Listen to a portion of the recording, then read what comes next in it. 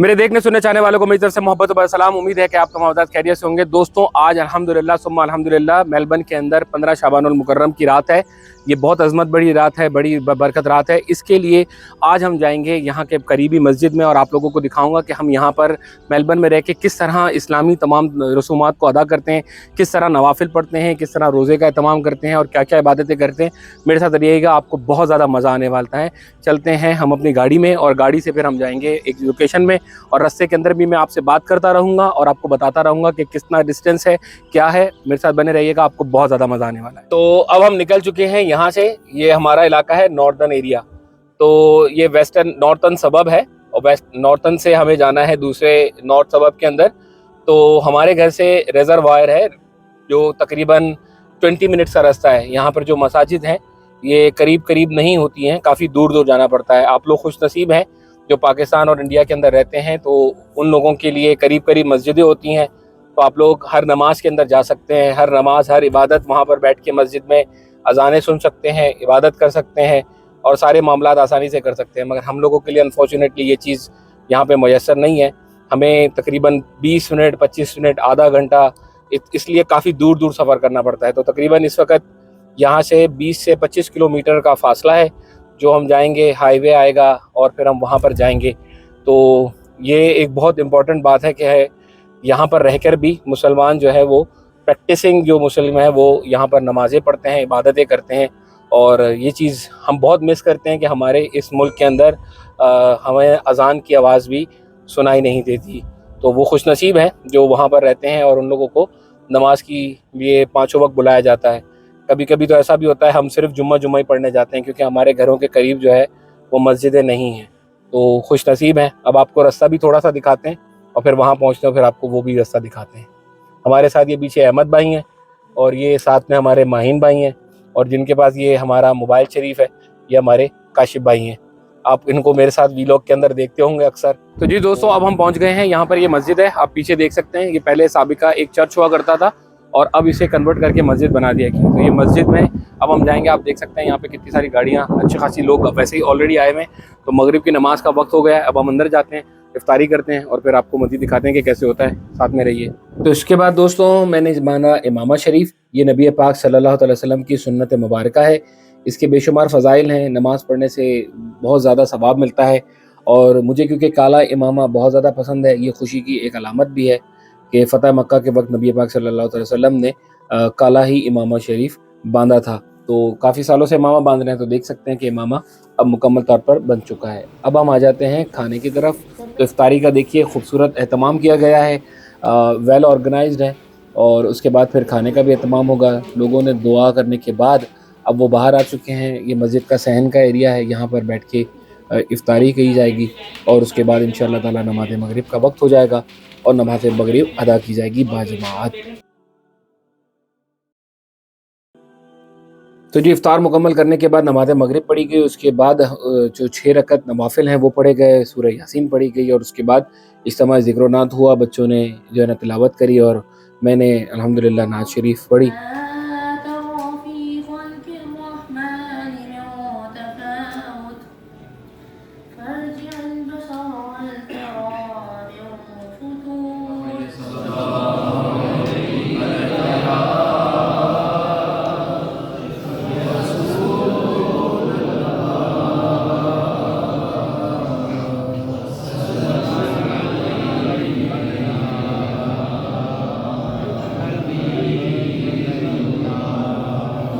तेरे टुकड़ों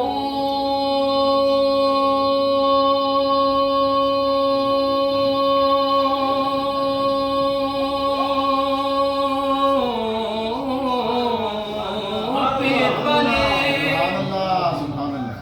गैर की ठोकर पे लगान झिड़कियाँ खाए कगा छोड़ के सदका तेरा। पढ़िए सल्लल्लाहु अलैहि। दूर रह कर न टूट जाए कहीं, काश तैबा में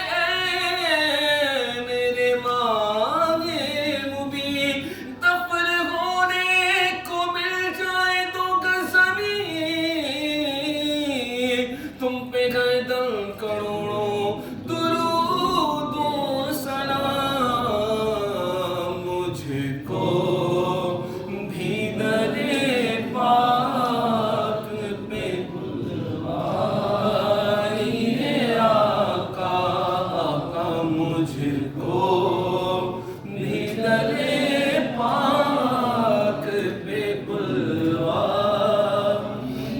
आका। उदऊनी फरमान कुरान तेरा,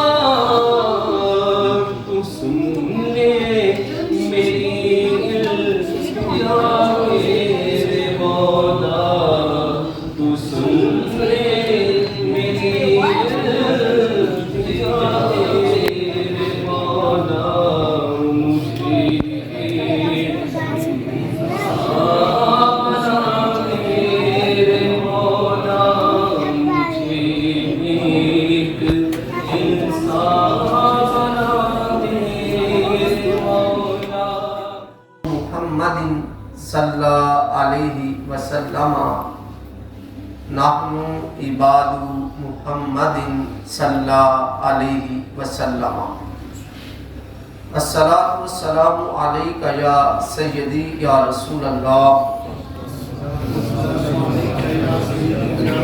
व अला आलिका व अस्हाबिका या सय्यदी या हबीब अल्लाह।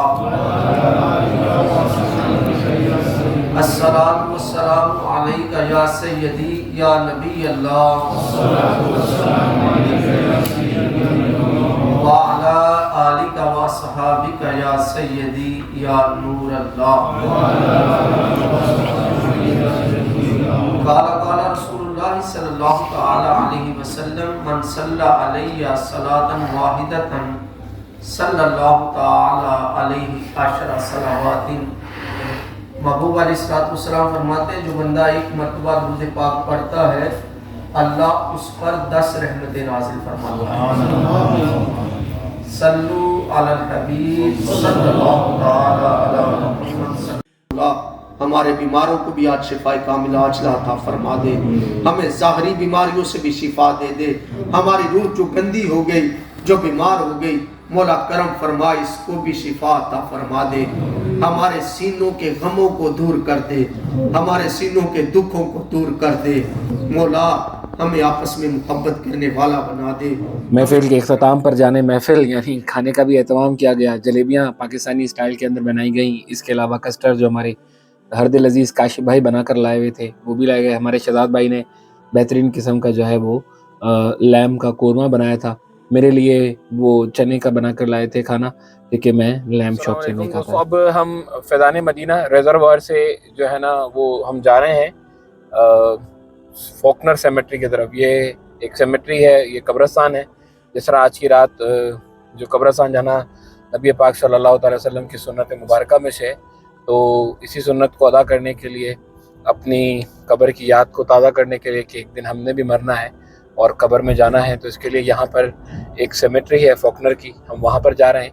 वहाँ जब जाएंगे तो मैं आपको वहाँ भी दिखाऊंगा कि मुसलमानों की कब्रिस्तान किस तरह बना हुआ है और काफिरों का कब्रिस्तान बिल्कुल अलग बना हुआ है। तो यहाँ पे हमारे हरदिल अजीज़ एक हमारे इस्लामी भाई थे जिनका नाम था मुनीफ भाई। बहुत मिलनसार, बहुत अच्छे, बहुत नेक भाई थे। अल्लाह तबारक व तआला उनको करवट करवट जन्नत अता फरमाए। पिछले साल वो हमारे साथ थे और इस साल वो हमारे साथ नहीं है। तो इसी तरह हमने भी एक दिन इस दुनिया से चला जाना है और अल्लाह तबारक व तआला के पास जवाबदेह होना है। तो अल्लाह रब्बुल आलमीन हमें कहने सुनने से ज़्यादा अमल करने की तौफीक अता फरमाए। अब ये हम मुसलमानों के कब्रिस्तान में आ चुके हैं। ये सारा नया फॉकनर सेमेट्री का जो कब्रिस्तान है ये वो है। तो ये सारी कब्रें ना, यहाँ पे कच्ची कब्रें होती हैं इस तरह से। तो कुछ लोगों ने यहाँ पे पक्की भी बनाई होती है बड़ी वाली। ये जैसे बिल्कुल खाली है ना, यहाँ पर तख्ती नहीं लगी हुई, तो इसका मतलब है ये कब्र नहीं है, इसके ऊपर से जाया जाता है। यहाँ हमारे हरदिल अजीज़ मुनीब भाई के जो है वो कब्र है, तो अब हम यहाँ पर जाते हैं।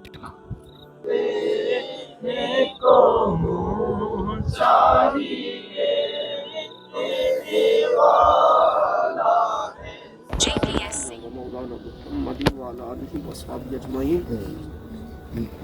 मुबारक मौला जो सूरह यासीन की तिलावत हुई, कुरान पाक पढ़ा गया, सूरह फातिहा, सूरह इखलास की तिलावत हुई, फिर महबूब अलैहिस्सलाम की सना हुई,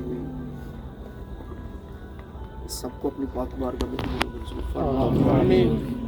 तो दोस्तों ये मुनीब भाई की कब्र थी। मुनीब भाई की कब्र पे फातिहा खानी करी, दुआएं करी और उनके लिए दुआ करी।